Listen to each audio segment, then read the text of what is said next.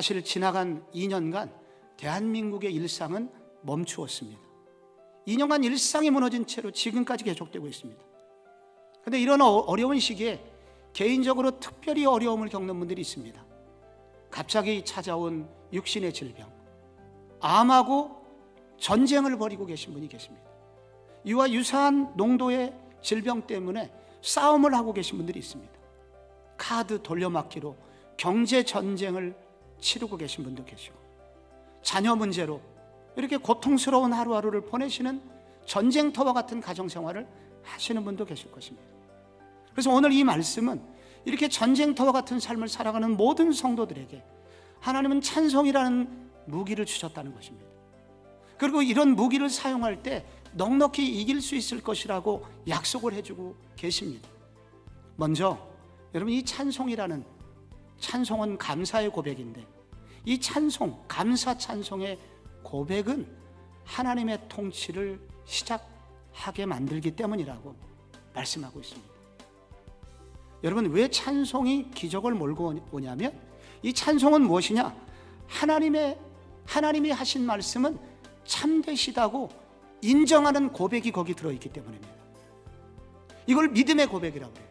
찬송에는 가사가 있고 그 가사는 믿음의 고백입니다. 믿음의 고백이 있으니 바로 믿음의 대상이신 하나님의 통치가 시작되는 순간입니다. 여러분, 하나님이 통치하시고 하나님이 다스리시니 어찌 상황이 이기겠습니까? 하나님이 이기겠습니까?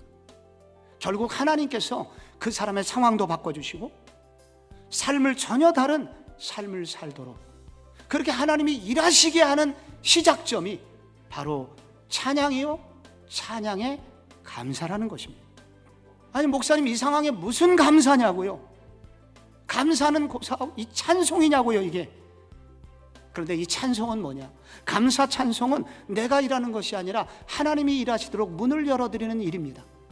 하나님의 통치가 시작되도록 하는 일입니다. 하나님의 통치가 내 삶 속에 역사하도록, 하나님의 통치가 시작되도록 하는 일. 그러니 이 감사가 얼마나 큰 무기일까요?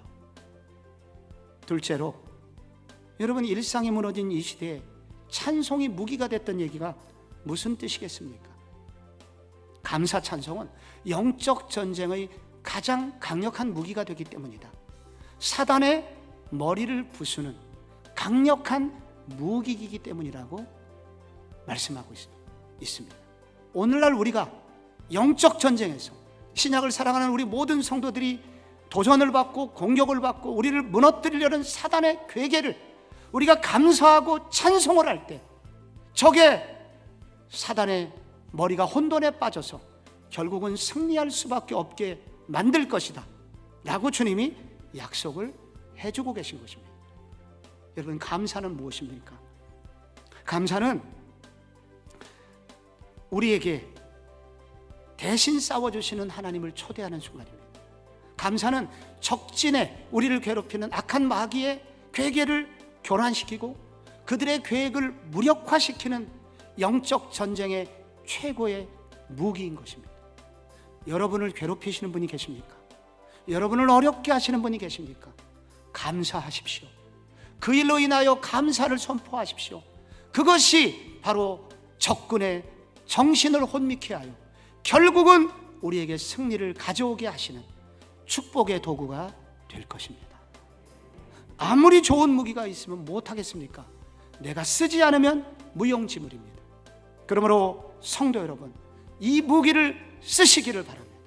여러분의 가정에서, 그리고 여러분 개인에게 어려운 일이 있을 때마다 오히려 감사하십시오.